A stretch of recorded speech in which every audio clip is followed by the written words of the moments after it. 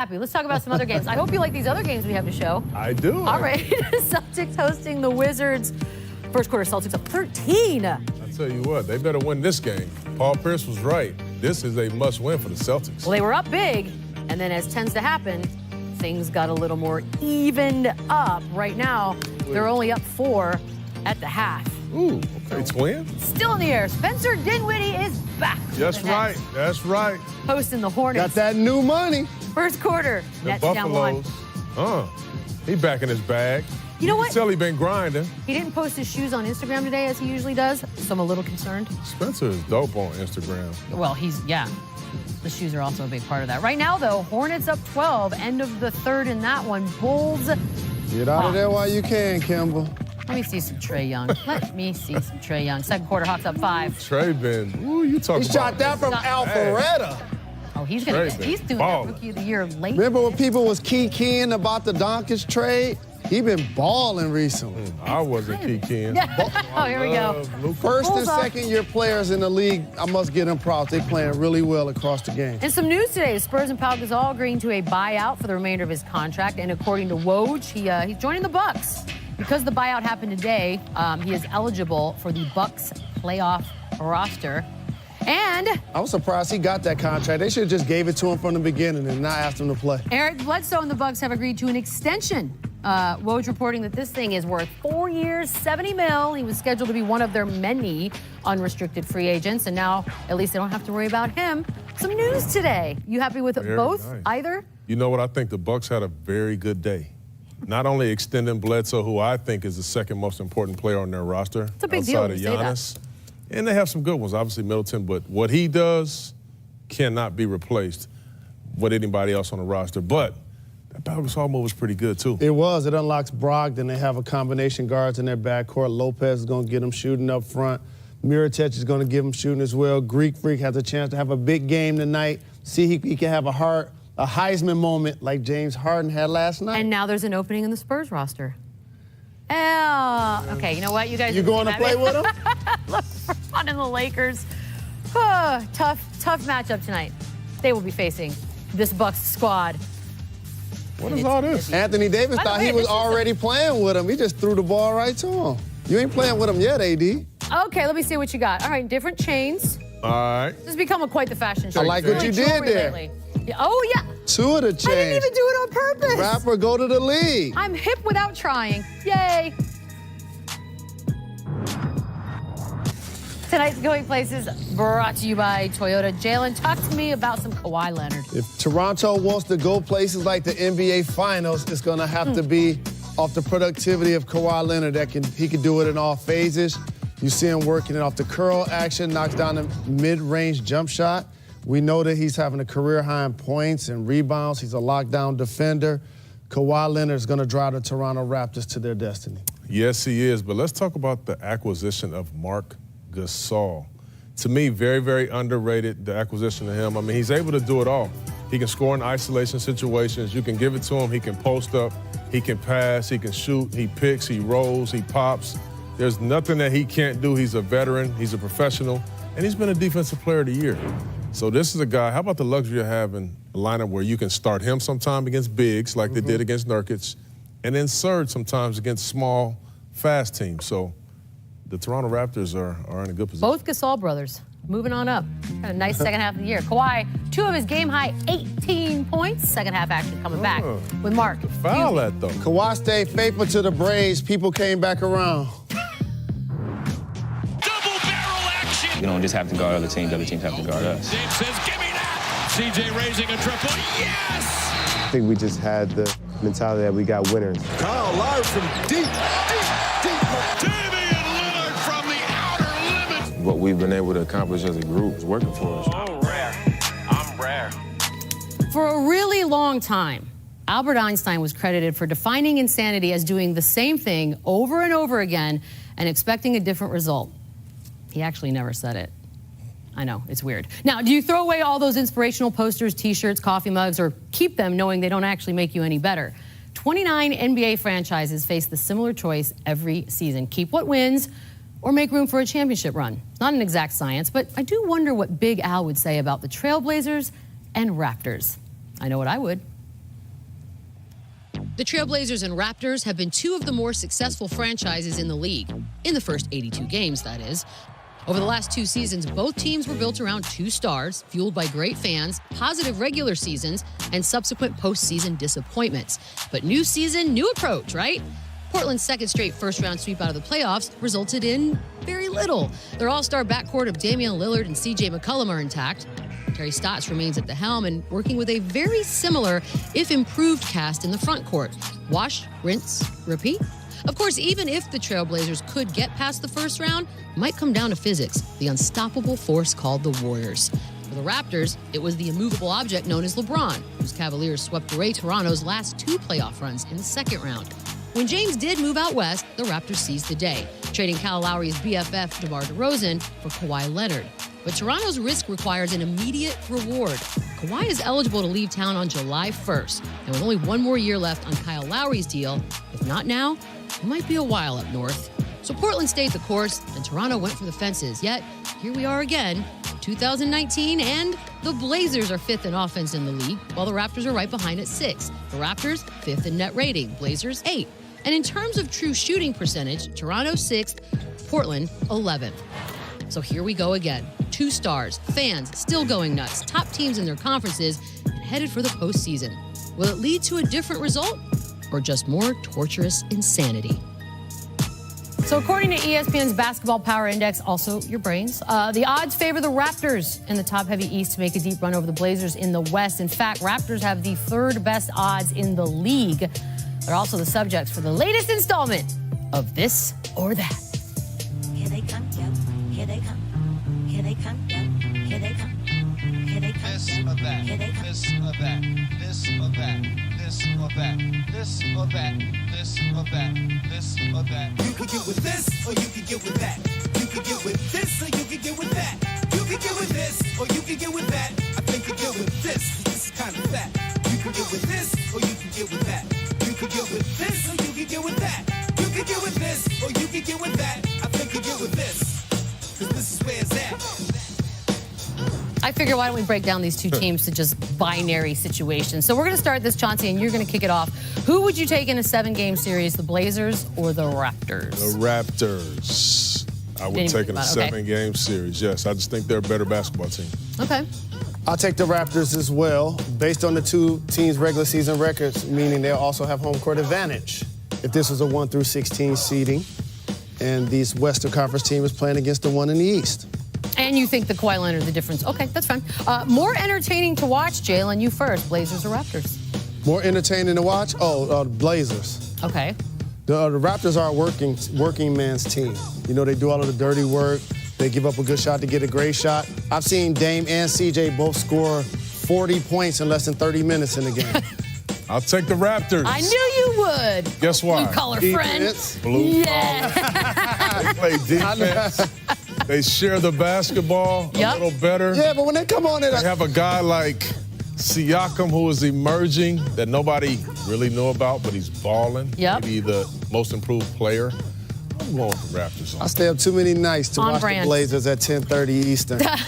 I need to see them score. Chauncey, player you build a team around, Kawhi or Dame? I would say Dame. I would say Dame, even though y'all know my affinity with Kawhi and Dame. But this is a point guard's league at the moment. I think Dame Lillard, just his leadership qualities that he has, that he's continued to build over the years. I would say if I had to build one of those 2 guys, I would say Dame Lillard. You know how much I love Dame, but the answer to this has to be Kawhi Leonard. Because while it's a guard-driven league, when the NBA Finals come and the trophy gets passed out, usually that team has a really productive wing, like LeBron James, Kevin Durant. Andre Iguodala won Finals MVP for the Golden State Warriors. I need somebody like Kawhi that can try to slow those guys down and do work on the other end. All right, Chauncey, better duo, Lillard and McCollum or Leonard and Lowry? Ooh, this is tough. I will take Kyle and Kawhi. Okay. They're both 2 totally different positions. You can't mesh the 2. They both duos have great synergy, but I'm gonna go with those 2 guys. I think defensively, you're living a little better on that end. He keeps saying defense. You love defense so much. You got a championship winning defense, didn't you? I did. Right, I see. But you just picked. So you just picked Dame over Lillard. So that means you're taking Lowry over CJ? Dame over Lillard? You took Dame over Kawhi. To build a team. To build a team. So that means you're taking Lowry over CJ? What I tried to explain was that CJ and Dame are almost kind of similar. Almost kind of similar. You know what? We'll end that one there. I'm going with Portland. Better nickname. Rip City or the 6? Rip City is Rip Hamilton, first of all. Okay, well, I don't know why but you're saying. I'll take the 6. Okay, is it because the other you That's was Rip okay? Hamilton. That's fine. Jalen. I'm going with the 6 too because Drake coined it and gave it a cool factor, and I see him sitting courtside to enjoy his Raptors while he gets a chance to. You have never sounded older in your entire. You just went, well, Drake said it, so I think that's the best. Yeah. I'm done with you. He gave it a little cool factor. Ooh, childhood. Okay, Jalen. Clyde Drexler or Vince Carter? Ooh. That one's good. That Clyde one's I think. Drexler or Vince Carter? I got to think out loud. Clyde broke my heart when I was a kid, so I don't know. That's your answer. I'm sure Clyde broke a lot of hearts, by the way. You know what? Vince is my former teammate, but I'm going to have to get Clyde the edge because he helped lead his team to the NBA Finals. Vince was better teams. not able to do so. He had Terry Porter to play with the whole time, and then the dream, but I'm going with this guy right here, Vince Carter. Sergeant Vincent Lamar Carter. Even though it is close. I mean, Clyde really was close. a bad boy, That's a good Clyde couldn't even put his blinker on with his left hand. Oh, he went right every single time. No. He couldn't reach for the toilet paper with his Come left on, hand. man. Ooh, that's a visual. Thank you. Hey, Clyde, I love you, Clyde. I Saturday. love you, OG. Commissioner of the Big Sorry, Three, that's Clyde. my man. UFC. Shout to Bill 235. Wolf and Amina Hussein. I love our show. From Vegas. You got a couple of co-main events, pay-per-view. ESPN Deportes. We'll have prelims starting at 8 Eastern, 5 Pacific. You can order it. Go to ESPN.com/UFC 235. Tonight's Rising Star brought to you by Mountain Dew Ice. Oh, yes. Pascal Siakam rising. There he is. Increased his scoring average by 9 points. Hello, from last year. That kid's having a moment right now. I don't think his nickname fits his game. Spicy P should be more for somebody with oohs and ahs type game. What are we going to give him? Plus, AD's situation has had a butterfly effect in the league. Jalen tells us the thing about how far-reaching a superstar's bench time has been in the NBA. Serge Ibaka flashing his shot-blocking ability, leading the Raptors in blocks. 3-time all-defensive selection would never be a nominee for the class of 81. So defensive effort's not a joke. Given the speed, the strength of today's players, current style of play, some could argue that defense has never been better. Some could argue that, but that doesn't mean everybody got the memo, Jalen. Your expertise comes from your experience. And since I was present when Kobe Bryant scored the second highest... Just present? Outfit. Yeah, I was present. I got a front row seat. I got paid to play, wore shorts and everything. Here's the class of 81 for Friday, March 1st. And we're going to start it with LeBron James. That's a first. Chauncey, how about this? It's one thing to leave your man wide open. It's another thing to blame your teammates. He literally tell them you got to guard him. Look, watch this, Chauncey. Look, watch what he do, look. Like, why you ain't get him? Look, like, seriously? This is going to be the only year I coach this guy. The Celtics. Maybe Kyrie was right. The young fellas are not giving effort. Ooh, wow. One thing the OG Al Horford get blown by, look at Tatum. CB shoes. Look at Jalen Brown. Nobody moved. That is a former dunk champ. I mean, maybe that was a business decision. Maybe so. Landry Shamet. You know the NFL Combine is this week, Chance. And that's why he starts to run his 40-yard dash here.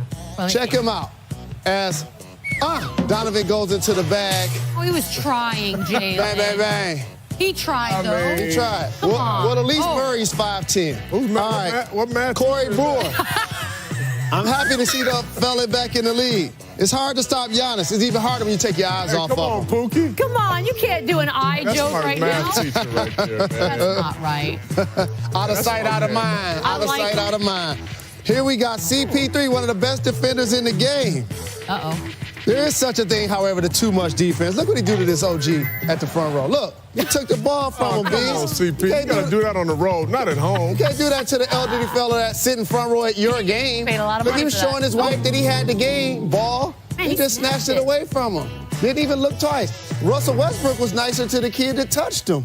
Well, because it was a teaching moment. It was a really nice teaching moment for everybody involved. By the way, if you see any of these type moments, be sure to tweet at Jalen. That was a good tape. Class of 81. Yeah, you had Chris Paul and LeBron James. How about that? Yeah, that was not equal opportunity. If you cannot get enough of stats and basketball, who can't? Bucks-Lakers game in a totally different way will be on ESPN3 and the app. On screen, real-time graphics, courtesy of sports analytics company Second Spectrum. Full court press broadcast. It's going to have Tom Thibodeau, Zach Lowe, and Kurt Goldsberry. Learn something. And the only thing defensive about the Lakers right now is the fans talking about the playoffs. Coming up next, we see how deep Lakers concerns are with a little court vision. Management is now the new DMP rest. And then we learned that once Anthony Davis was not traded from the Pelicans, he's now going to play 20-25 minutes. But nothing in the fourth quarter, and it just feels a little odd, and some people are not happy about it, Jalen. Talk to me. I'm one of those people, and I'm here to tell you the thing about Anthony Davis and his trade demand. It was a pebble in the windshield. It created a small crack at first, and that first crack was to the Pelicans organization. Pelicans are 5-8 since the trade request. Before the trade request, he was scoring 29.3 points per game while averaging 37 minutes. After the trade request, scoring 17 points while averaging 22 minutes per game. Why is he playing in the fourth quarters? I don't know. This team was actually still in the playoff hunt. Right. Somewhat before that trade request. Not so much anymore. The windshield cracks have spread all the way to Vegas, too. What do I mean by that? They're unpredictable. The Pelicans are 6-0 versus the spread when Davis does not play. Hold up. Are you feeling bad for Vegas right now? But they're 2-4 when he does play. How about that? They've been an underdog, by the way, 70% of the time. Yeah, I buy that. So they've really been struggling. Let's talk about the once proud Lakers and the impact that it's had on their fractured situation. The trade packages were leaked, and all of the young players knew that locker room turmoil could be an issue, and it's become an issue so much so, Beads, they're 4-7 since the request. They can't stop teams from scoring in the paint, and the Lakers now seem so thirsty that they're giving Anthony Davis a standing ovation, Mr. Big Shot. And he's not even a free agent this summer. Thirsty, huh? This reminds me of the team that put up a billboard for Dwight Howard. I just really don't recognize it at this point. So that's the thing about one Anthony Davis. So the Lakers didn't get Anthony Davis. LeBron James, the trade deadline survivors, scraping things out with a win against the Pelicans on Wednesday, as you talked about. As we sit here, they're 3 games out of the playoff with 21 to play. If LeBron's worried, ain't showing it at practice. This is shoot-around today. Dance, and the world dances with you, doesn't it? The next 6 games bring a challenge for this team, close to get anywhere near 8th, actually. They're only favored to win 3 of the 6. They only have a 1.5% chance of winning all 6 games. The Lakers being thirsty is my favorite part of all of that right there. I want to ask you, Chauncey, as far as the Lakers' defensive problems, and I know Paul made a little crack at it earlier, and we've mentioned it a lot, as has every other basketball show in the country. What is going on? Is it fixable? Tell us. You know, the one thing that you can always control as a player, I don't care what level you're on, is just your effort. I'm just not seeing any effort there. I mean, I'm really not. I mean, and it's from everybody. It's from the leader, the king, LeBron, all the way down. It's been no effort. It's no communication on the defensive end. And most of all, there's no pride. There's no pride on that defensive end. And we're going to